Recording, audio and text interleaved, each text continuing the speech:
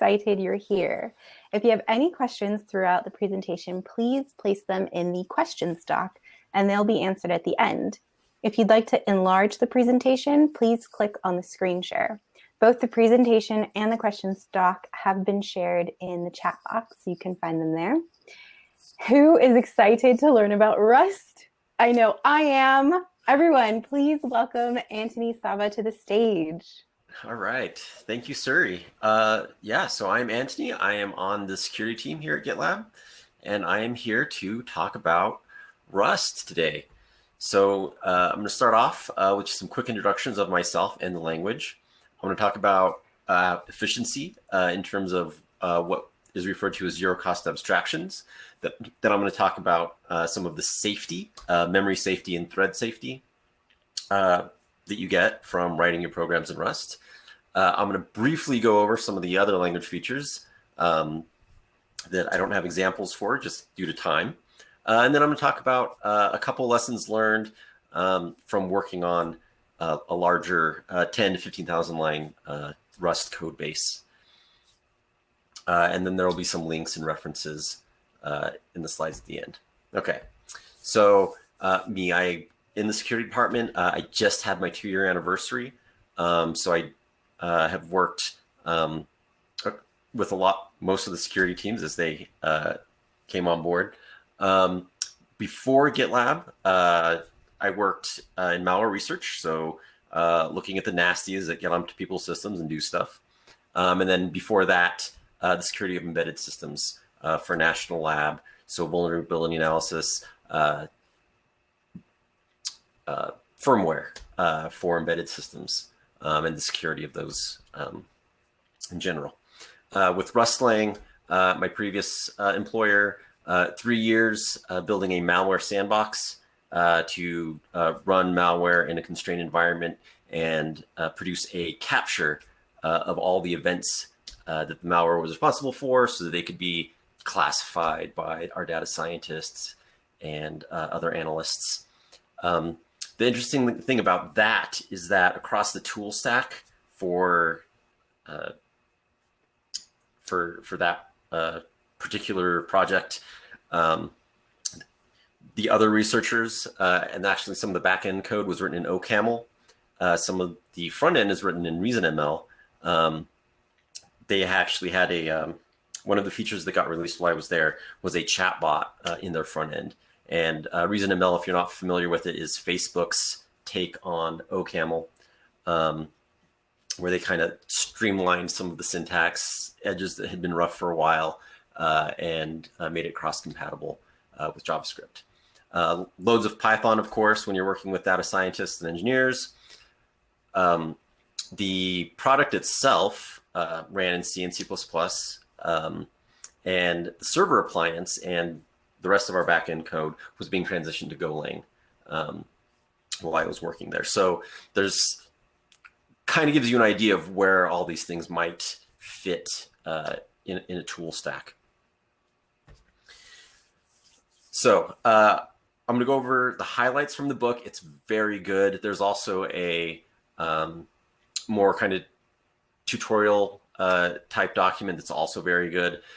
So any detail that I lifted topics from it, and any detail that I miss is definitely there. The document is very friendly. I'm going to go through it, show some examples of reading it, so you get an idea of that. I am going to use the online interpreter, so I'm not going to talk about installing and running the tool chain. I'm not going to talk about package management. I'm going to give you an example of kind of what packages look like. I'm not going to go in depth, like feature by feature, comparing languages. I'm going to compare where it makes sense. And then we can, if there's any further questions on that, we can discuss that at the end. Okay, so what's Rust's promise?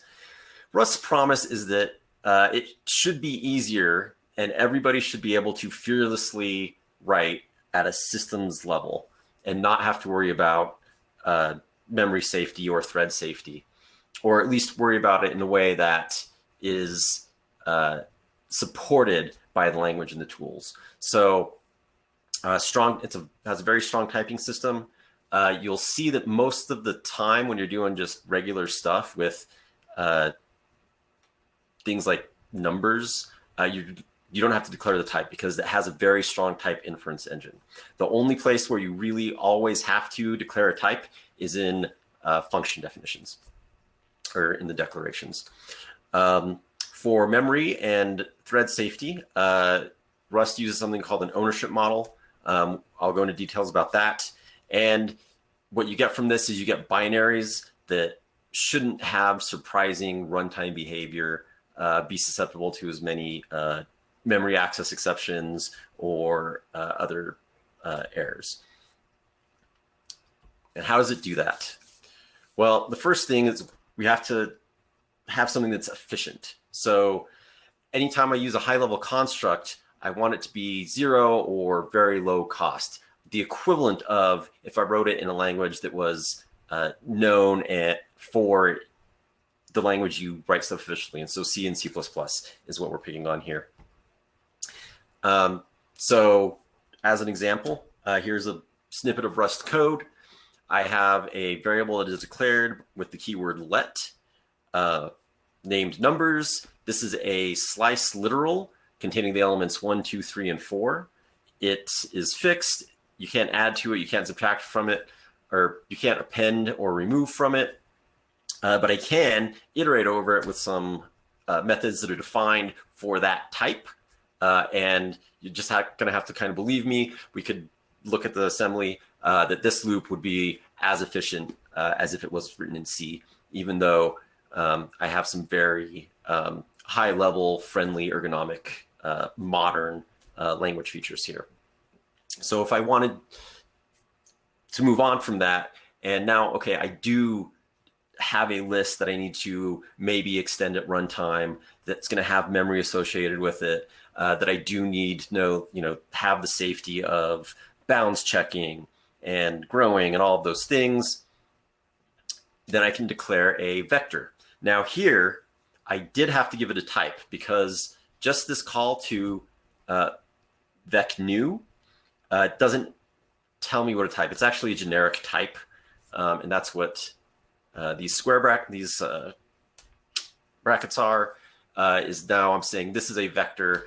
It only contains I32s, and now whenever I add something to the vector by pushing it, the compiler will give me an error if it's not 32-bit signed integer. And a vector works very much like a slice, where I have a bunch of convenience methods that I can call that will efficiently iterate over it and do whatever I want it to. In this case, it's calling print with a format string and the value. Most modern languages have kind of a for in kind of construct. Okay, so these are more to go.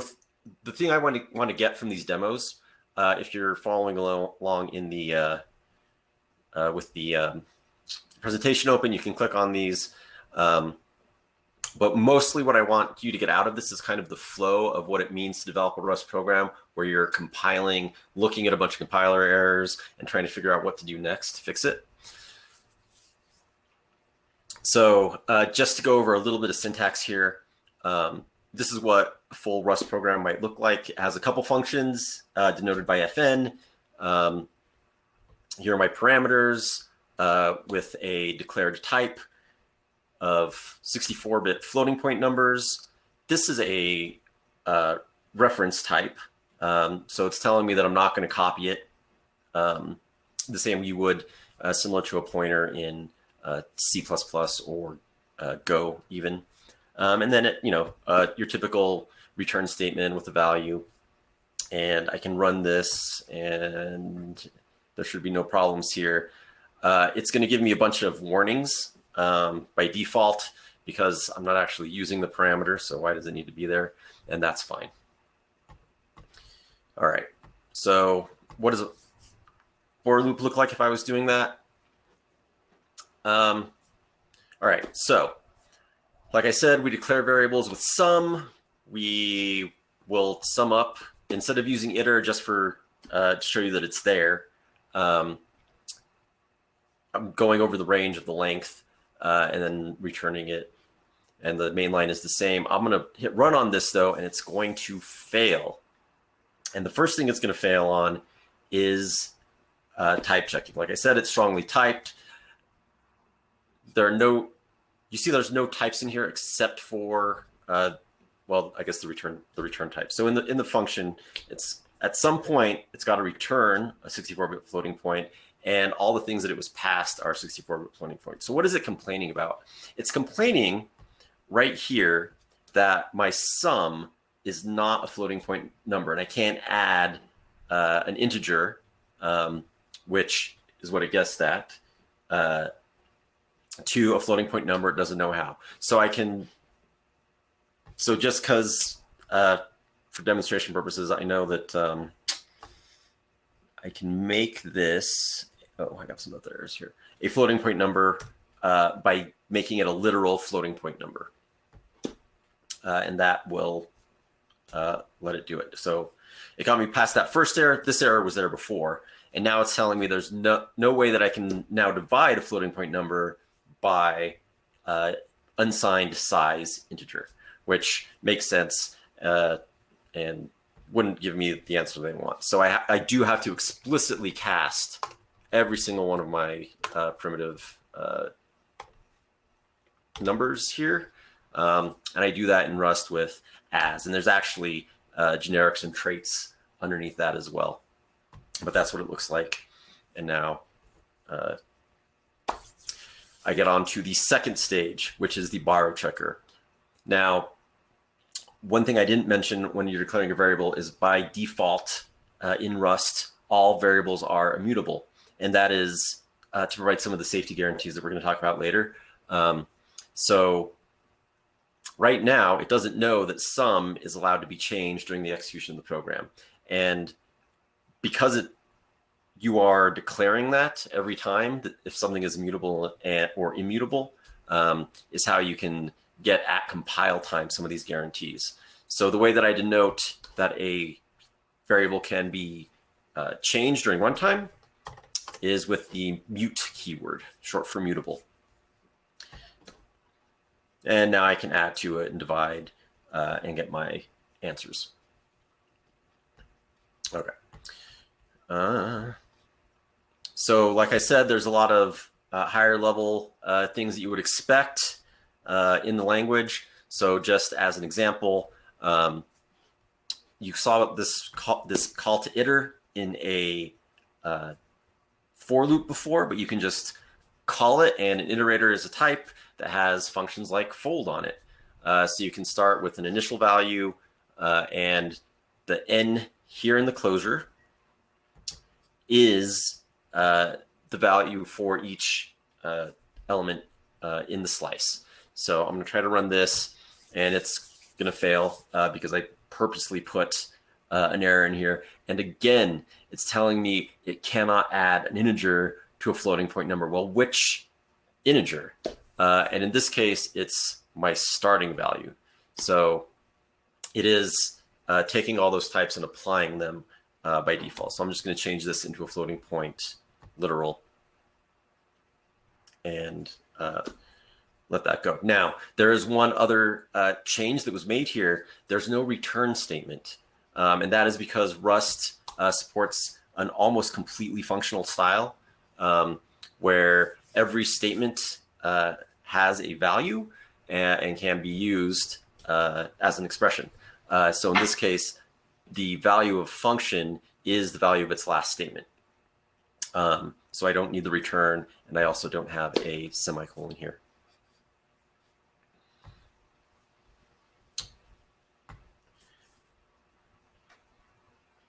And then, this is just showing there's another way. If I didn't want to do 0.0, I can declare my numeric literals this way as well. That's just syntax. There's nothing really interesting going on there. Okay. Moving on. What's another example of a zero-cost abstraction? Enums. So these are actually algebraic data types with variants. You can go look up various very good explanations of what that is. Pragmatically, it means that if I have declared this type, the compiler can make very strong proofs about how they're used, and they will never have a value other than what's in this list. So if I have a pet, it is either cat, dog, horse, or what is this other thing?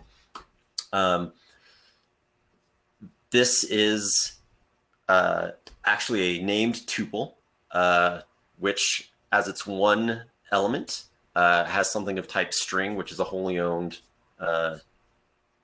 bit of memory that is a string value. And so I can use these by calling the properly scoped identifier here, or I can make one of these containing a string with any value that I want by building a string. And the reason that I have to do that is because string types own the memory, so they're heap allocated in a sense. Well, they're not necessarily always, but you can think of it that way. It means they have memory associated with them that has to be cleaned up. And there's nothing else I have to do as the creator of this enum to do that. That's just part of kind of the guarantees of what's going on here about when this thing is cleaned up, it'll clean up that string. So kind of that would be awkward to work with if you didn't have some syntax for it. So the syntax in Rust for that is the match statement. It's like a case statement in basically any other language, but it is doing a full pattern matching of that value. So in this case, my string literal is pretty simple, except for the other, where if I want to use that value that it's wrapping, it will be assigned to this local variable here. And this will run if I run it, but we're gonna save that for an example, which will demonstrate kind of how ownership and the borrow checker work and do that second pass of is this object okay to access. So just to take a step back for a second, what do I mean by safety? What am I getting out of it? And there's basically two main ones here: memory and thread safety. So memory safety is saying, is it safe to access this memory? When are the resources created? When are they destroyed? How do I know that? I know that at the end of scope, if there's no references to something, that's when they get cleaned up. That's what Rust says to me, unless they came from somewhere else, and then they get returned to where they came from. And how I know that I was responsible for them is through ownership and borrowing. The other thing that I get here is thread safety. How do I know that another thread isn't accessing one of these things or changing the value underneath? And I know that because there's no mutes in here. Otherwise, I couldn't make that assumption. No, backwards. If there was a mute, I would know that I was the only one. And we'll go through those rules in a second. So what does it mean to have ownership? A resource only has one owner. When you do an assignment, it changes the owner of the object. It doesn't mean that it copies. It just means that the owner has changed to another variable. And so that's where the usage of let comes in, because it's not really doing an assignment in all cases. For primitive types, it will. If you've implemented a copy, sometimes it will. But in general, it really is just changing the binding of that value to have another name. So I'm going to try to just run this one real quick. Oh, of course. Is there a preview? Dang it.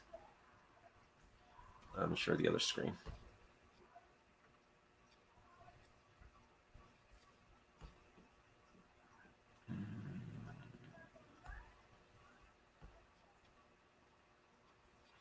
That's cool.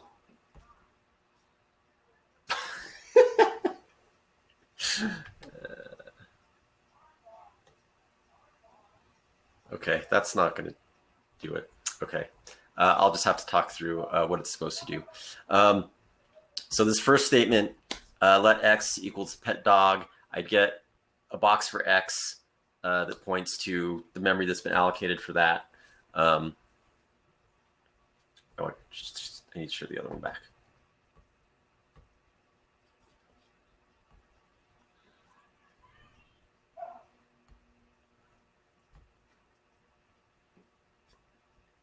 Okay. Yeah, certainly does. Now I do the second assignment, y equals x. That will make y the owner of pet dog, and I need like a whiteboard. The x would go away, and now it's bad. If I try to access x after doing that binding, it will produce an error because x has been moved. The value it doesn't belong to x anymore; it belongs to y. That would be really, really excruciating to program in a language that you could really only reference things one at a time. So to be able to reference things, you are allowed to borrow.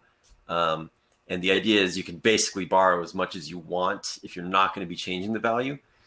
So for any object that is owned, there are multiple immutable borrows. And this is where you get some of the thread safety from, because these borrows will go across threads because nothing is borrowing them. But you cannot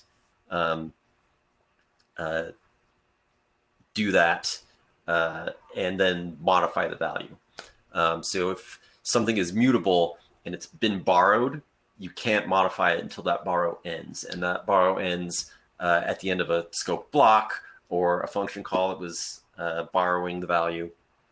And we already covered borrows are references, so they use the ampersand symbol here. All right, so an example with our pets. They can only have one owner. So what does that look like? I have a function that will take my enum and just print out a string of it. And so here's the example of printing out that inner string here. So here's my main line. I have a pet snake, and I want to just print it out twice. But I'm going to get an error because, like I said, there's no copies by default. So when it gives it to this function without being a reference, the function is taking ownership of that object, and it can't be referenced again. So instead of it being scope or another let binding, this function call is kind of doing that same thing. It's binding pet to this parameter, and it can't be used again. So I know that I'm not going to be changing the value of this pet. It doesn't need to be consumed.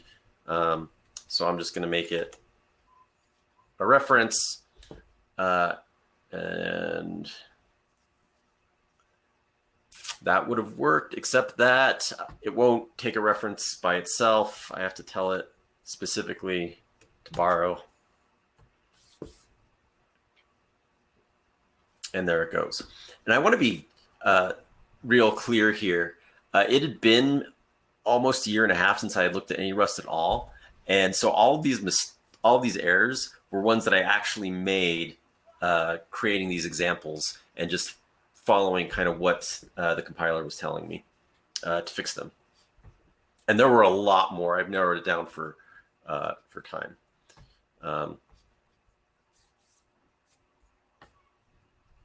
Okay, yeah, so that's just exactly the answers. Okay. All right, I'm doing pretty good on time here. Some other language features. It is a pretty modern language. It very strongly defines how you do modules.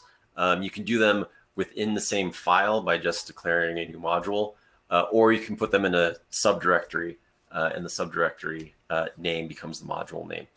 In this case, I'm also showing how you write tests with some preprocessor macros here. So only when test is enabled by the build tool does it compile the test module, and then it'll run things that are marked as tests. And this is usually how unit tests are written. Module library-wide tests will go in their own module at the top level of the source tree. And I can show you how that looks when it runs. I don't think I put any errors in this. Oh, but I should add an assert, huh? Oh, I did. Okay. So assert, that just checks that the two values are the same, and it would error out, and I'd get, 0 passed, 1 failed if that wasn't true. Typical unit test. Okay. Traits and generics. So I talked about those a little. What do those look like in practice? The compiler is actually going to generate new versions of functions that are or structures that have generic types associated with them. The use case here is I had a function that calculated average of float 64s. I actually want a function that can calculate the average of anything that can be turned into a float 64. So anything that can convert itself into a float 64, I can pass to this function. In this case, it also has to be copied because I'm going to consume that value after I convert it. And I don't want to consume the original. Anyway, the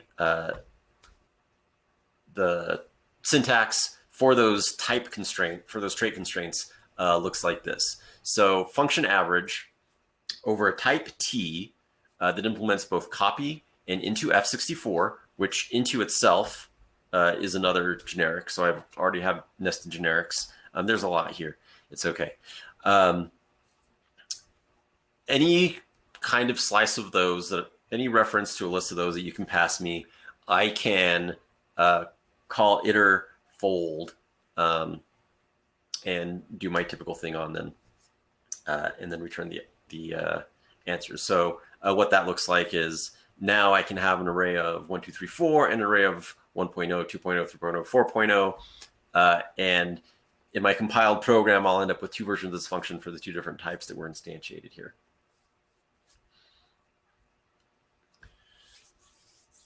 So some other stuff, and this is where I'm going to pick on Go, because Golang to me didn't go far enough in improving developer experience, because you can still have null pointer exceptions. You don't typically have that in Rust, because if a function can return a value or not, there's no nil to return that will be the same type as your value. You have to use this option enum type. So it's either none or it's some. It can't be anything else. And none is specifically a none of T. I'll do an example with the results as well if we have time. Result is similar, and it's how you big high quality libraries will usually chain results in some way. So your error types, the thing that is wrapped, could be a whole stack of errors or whatever it's going to be. And if the function returns what it's supposed to, then you get just the type T that you wanted.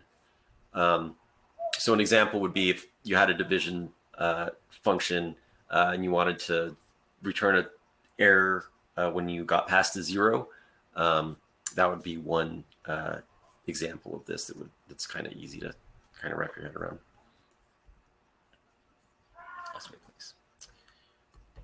Okay, even more. Of course, you can't do everything with just these safe functions.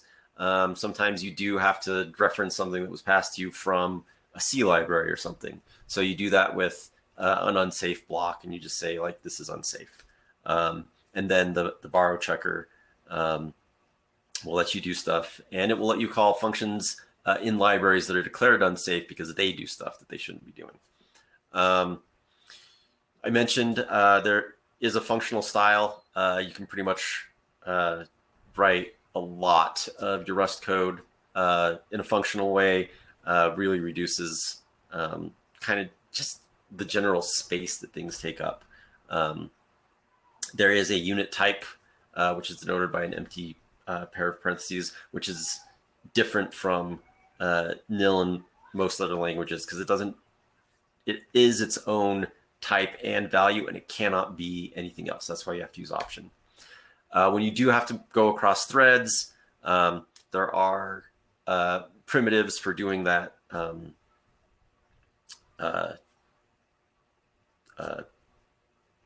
For blocking and waiting and sharing access and making sure you're doing it in a thread safe way. Those are called refcell boxes. That's for even more kind of control over how allocations are happening. It is a higher level language. You do have a macro system. It is type safe. It is expanded at the lexer level. So any token that is accepted by the lexer can be part of your macro, and it'll expand those, and you'll still get all the great type safety. Everything you can introduce some new syntax that way. You usually wouldn't. It is a macro system, so you still will get just absurd, inscrutable error messages, but it is there. The other thing is that it's based on LLVM, which means it can compile to pretty much anything that LLVM can compile to. One of those things is WebAssembly. So there is similar operation with JavaScript and anything else in WASM. And kind of, the question here, Cloudflare workers. We have one written in JavaScript right now for our caching, but maybe there's more space for that. This is one place I think would be interesting to look at. Okay. Pretty good. All right. So things that I learned in my learning curve with Rust, and it is true, the borrow checker is the hardest part.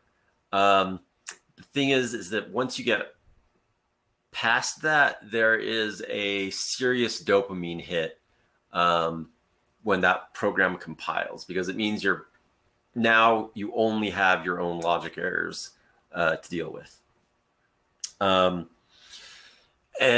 part of that pain is explicitly, like some of the things that you assume, and some of the little white lies that you tell yourself when you're starting, especially a C program. Because you start your C program, it's like, all right, I have a couple command line parameters.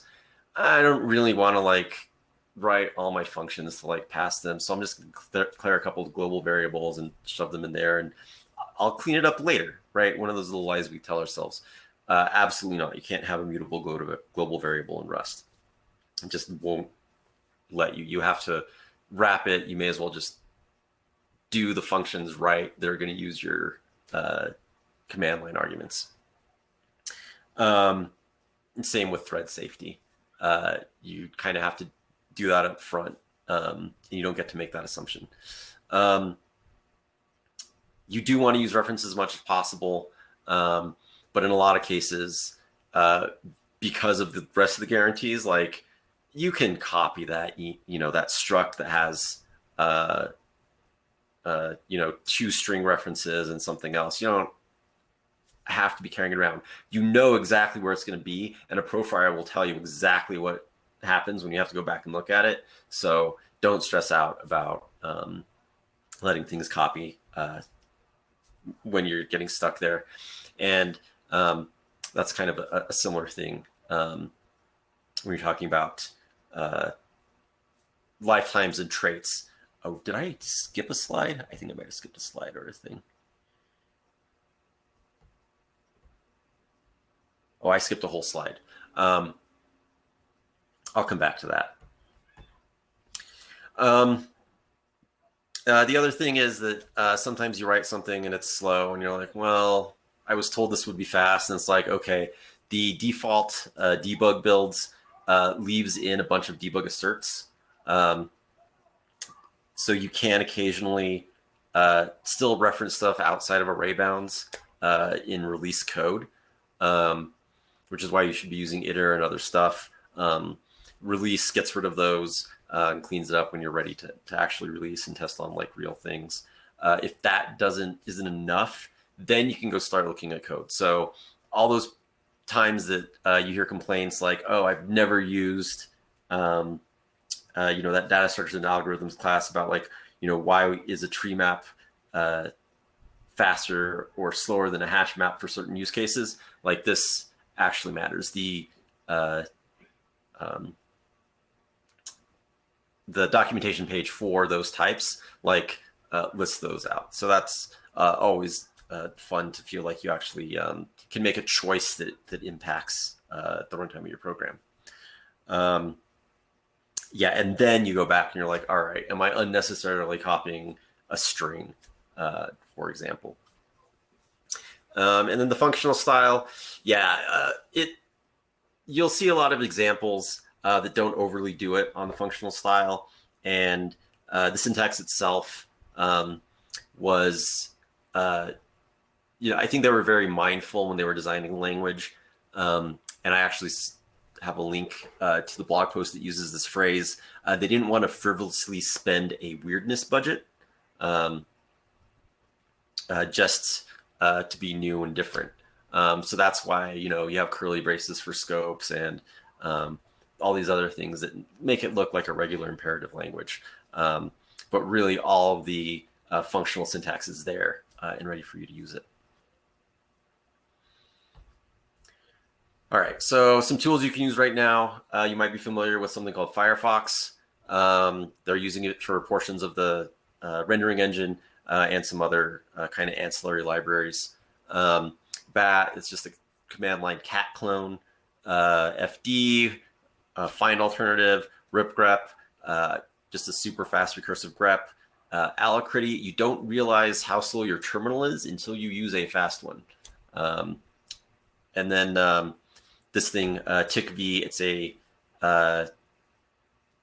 cloud native computing foundation incubator project right now to compete with HBase, and I forget what the other thing is, but anyway, it's there.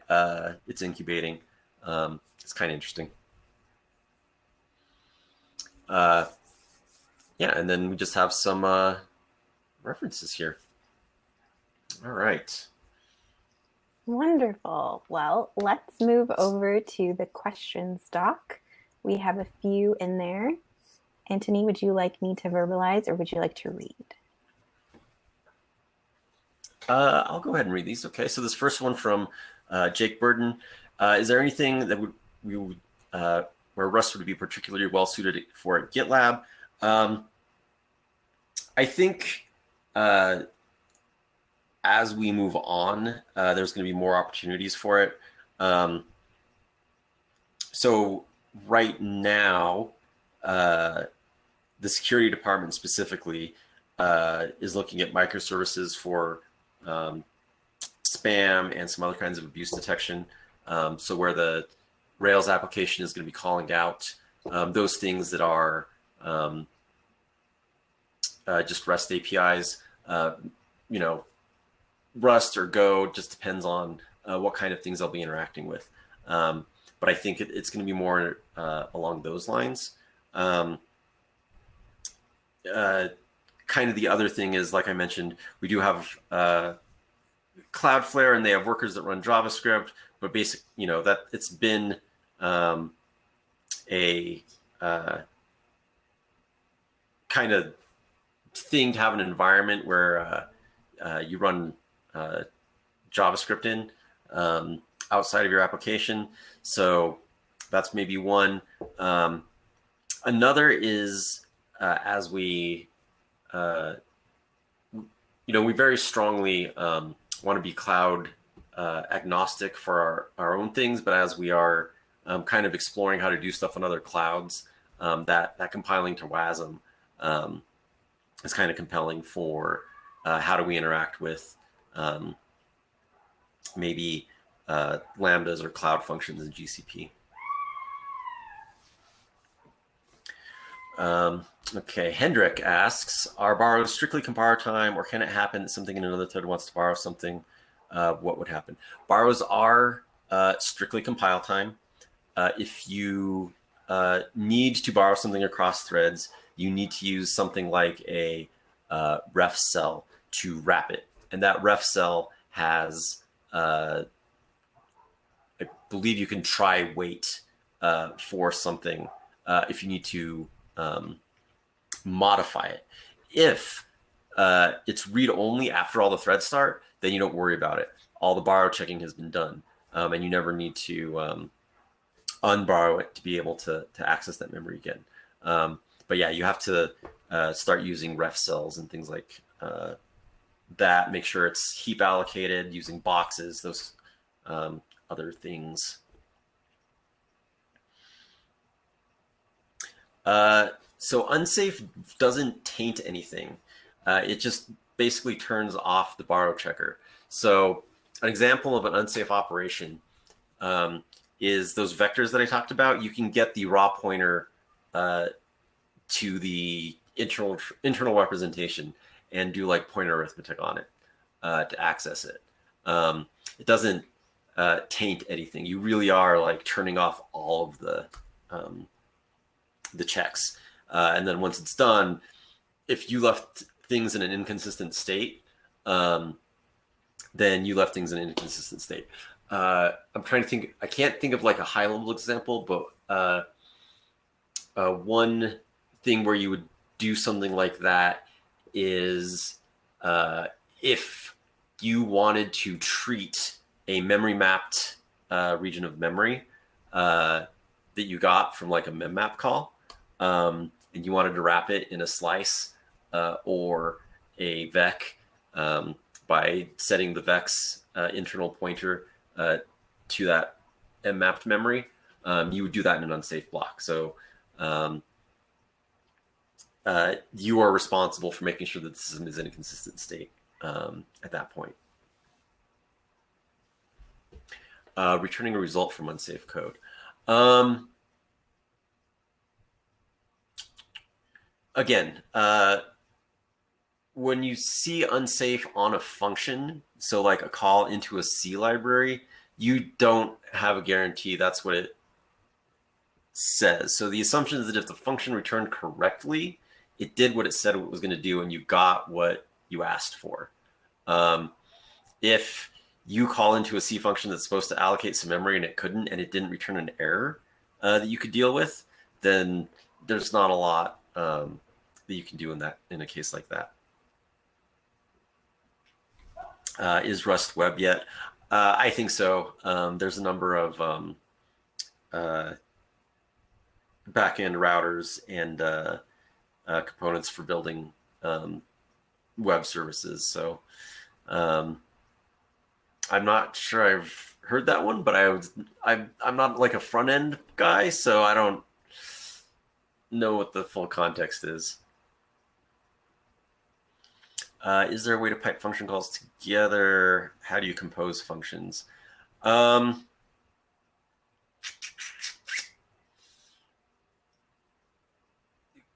You kind of, it's not as powerful, but it's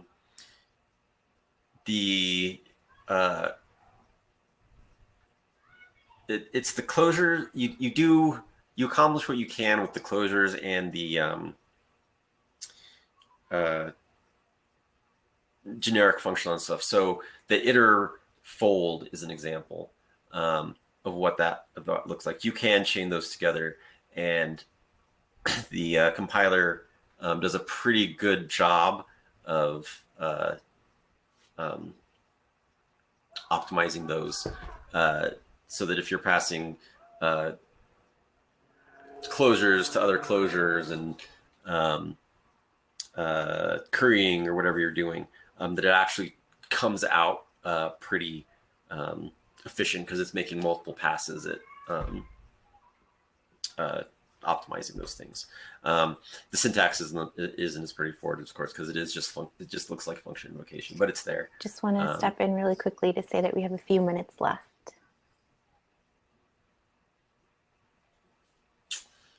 Right. The future of us. I think so. I think it's so. I think it's. I don't think it's ever going to be as popular as Go, just because Google is Google, and there's a lot of places that Go is really good for.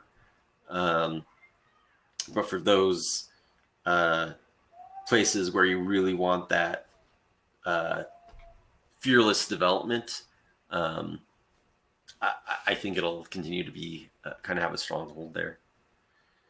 How productive are you in Rust? Well, um, I'm probably more productive at the point where I was had worked on the code base for like 3 years, and I'd gone through a bunch of false starts. Like I said, like spending just weeks fighting on what was just a bad data design and just not realizing it.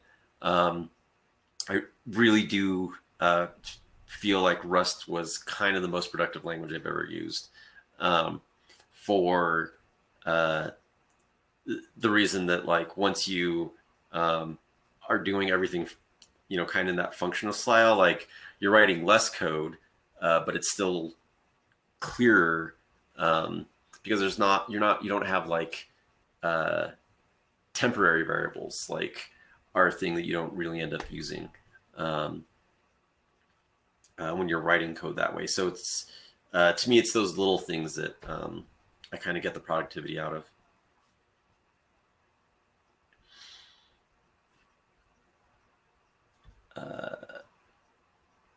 Actics. I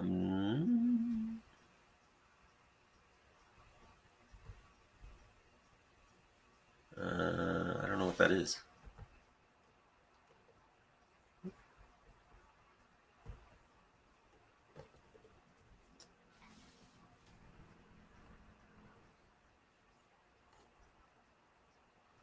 Oh, okay. So this was like, um, okay. So this library, I think, if I remember the story correctly, um, there was there's a lot of unsafe code in here that was done for speed, because it's meant to be a server backend, that uh, some members of the community, Rust community, looked at and were like, these, are unnecessary. There doesn't need to be so much unsafe code in here. When the whole uh, library could do what it did at the same speed without as much unsafe code, and I think that turned into the uh, there were some really hurt feelings on both sides that came out of that. Um, I I think technically, from what I saw, like yeah, that's just a getting used to the language and what's there, and um, profiling things to convince yourself that it is the case that the safe code can be just as fast as the unsafe code if it's written correctly. So it's not that you're going to use Rust and like everything's magically going to work, but the tools are there to enable that. And I think the main issue there was just that the approach went wrong, and like I said, there were a lot of hurt feelings. Thank you all so much for joining. Thank you, Anthony, Right. for presenting such a wonderful presentation on Rust language. I hope you all enjoyed it. I hope you all enjoy the rest of Contribute. Anthony, how can people continue to contribute after this presentation? There is a Rust channel in Slack where people post interesting docs. There's a couple people learning that are posting, what they're learning and how their journey is going, which I think is really great, and hopefully will inspire. Cool. Thank you all so much. I hope you enjoy the rest of Contribute. Bye. Bye, everyone.